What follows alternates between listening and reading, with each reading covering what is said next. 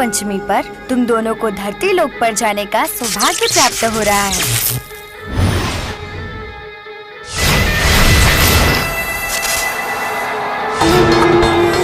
नाग नागिन धरती के कोनों कोना में भी होकबा, दुर्जन तोहरा खोज निकाले।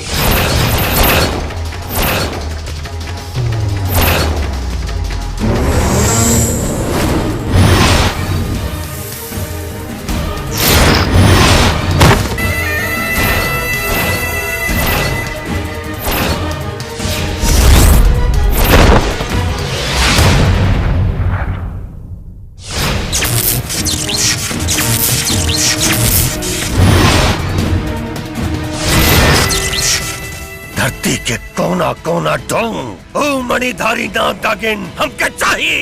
जन्म जन्म के साथ आपन साथी, जैसे दीपक बाती रे मितवा, जैसे दीपक बाती।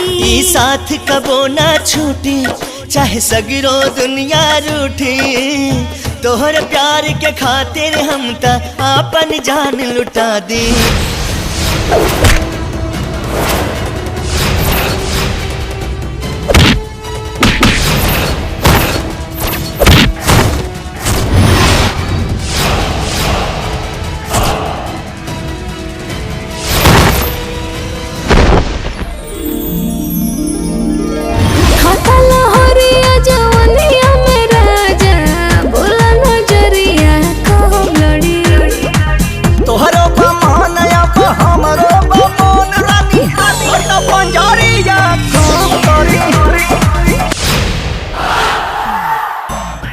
हमके हमारा बेटी खातिर 80 लाख दामाद मिल गए।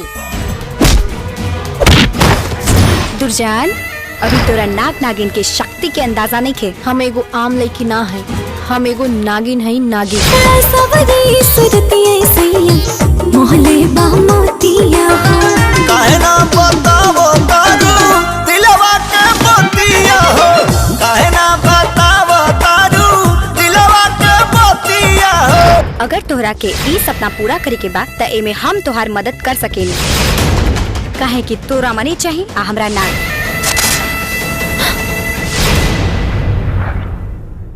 कहवा चल गईले, कहवा भुलैले रे रामा।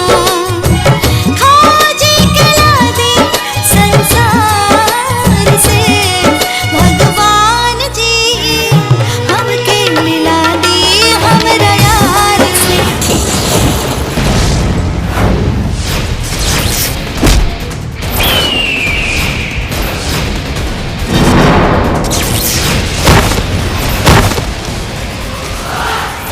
हमरा मालूम रहा कि तेरा नाग के वियोग तेरा यहाँ आवे पर मजबूर जरूर करी।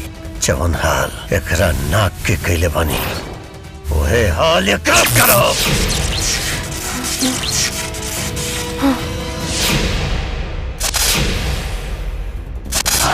ए भोले, अभी दुनिया के बादशाह हम खुद हैं, न देव न मानव, सिर्फ और सिर्फ तो चाल।